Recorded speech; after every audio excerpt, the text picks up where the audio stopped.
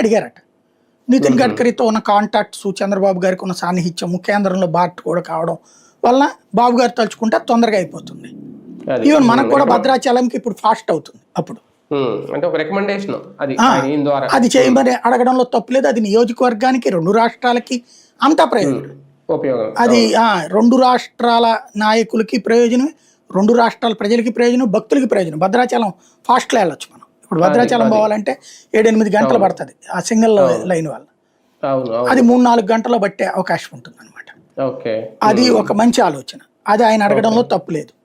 కాకపోతే తిరుమల కొండ పైన ఇది అడిగారట, దాన్ని ఏంటది, తిరుమల అదే తెలంగాణ భవన్ కడతాను.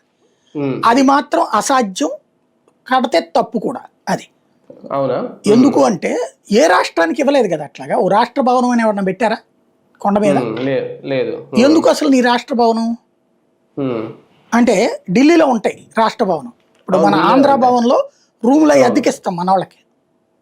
మనం వెళ్ళినప్పుడు జర్నలిస్టులు కానీ, లేకపోతే ఎమ్మెల్యేలు కానీ, ఎంపీలు కానీ, వీళ్ళ తరపున మనుషులు ఎవరన్నా వెళ్తే తక్కువ రేటుకి అద్దెకిస్తారు అక్కడ. ఓ క్యాంటీన్ సబ్సిడీ రేటు నడుస్తుంటుంది అక్కడ.